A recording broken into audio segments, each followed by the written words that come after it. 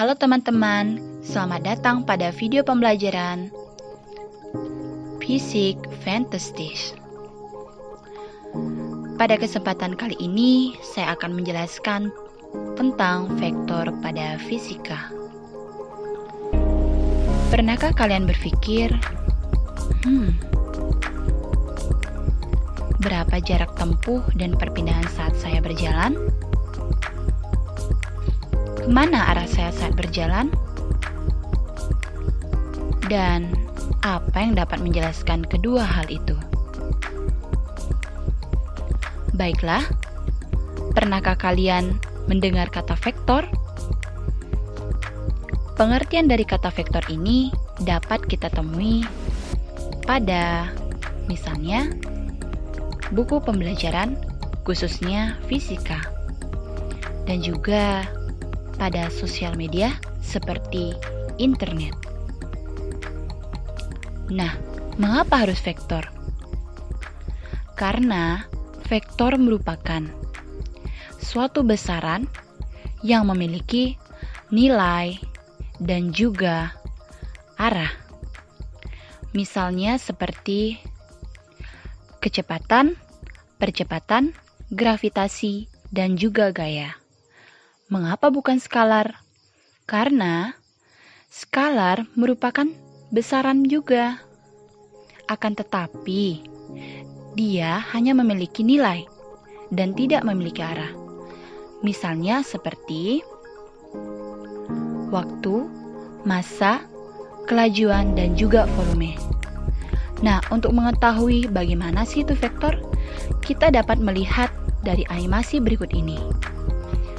Orang yang sedang berlari ini akan menempuh suatu jarak, dan dia juga akan memperlihatkan kemana arah yang akan dia lalui.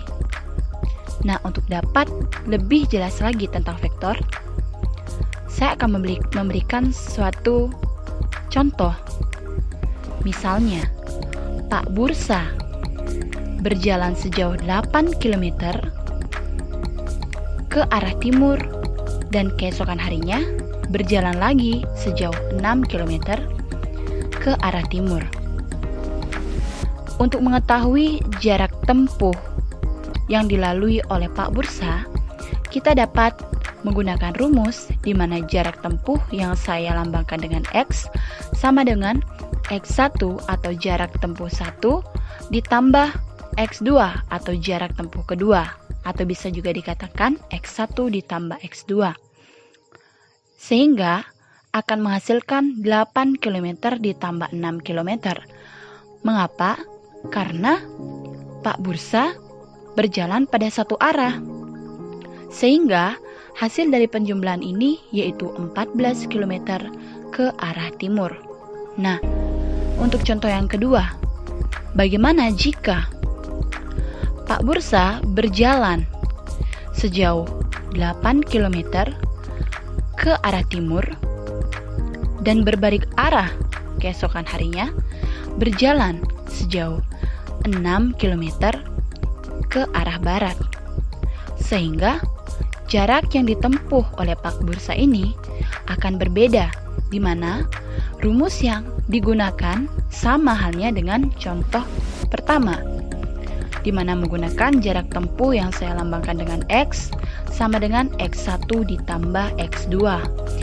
Nah, dengan penjumlahan 8 km ditambah minus 6 km. Mengapa minus? Karena Pak Bursa berjalan tidak dengan satu arah atau tidak dengan searah. Dia sempat berbelok ke barat, dari timur ke barat, sehingga menghasilkan minus pada arah barat, dan hasilnya yaitu 2 km tetap ke arah timur. Nah, bagaimana dengan menentukan perpindahan?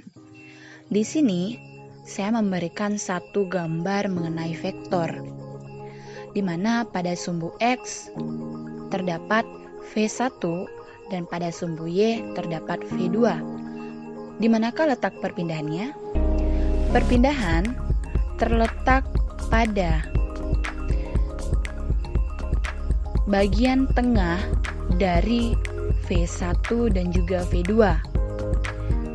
Nah, yang saya simbolkan dengan mutlak V arah.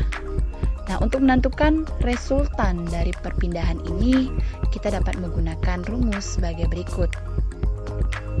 Di mana R sama dengan Vx ditambah Vy. Di mana dapat saya katakan yaitu V pada sumbu X ditambah V pada sumbu Y.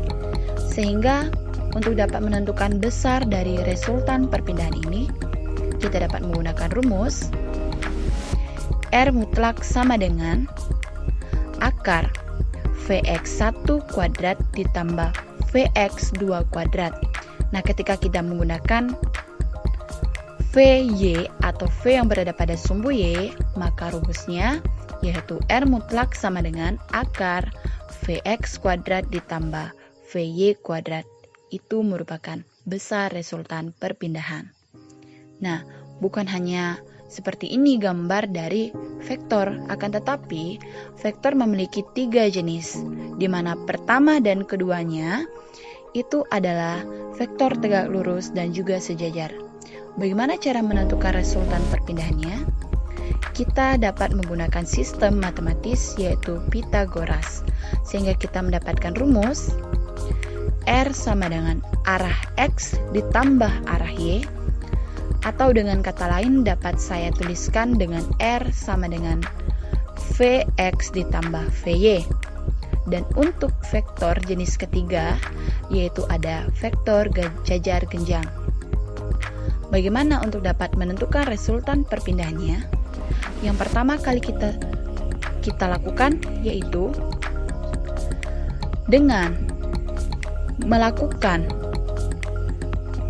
pengkalian terhadap theta atau sudut yang terdapat pada vektor tersebut, di mana dengan rumus Vx sama dengan V cos theta atau alpha dan Vy sama dengan V sin theta atau alpha, sehingga kita kembali pada Pythagoras dan menghasilkan rumus yaitu R sama dengan Vx ditambah Vy. Nah, bagaimana dengan besar resultan perpindahan pada ketiga jenis vektor ini?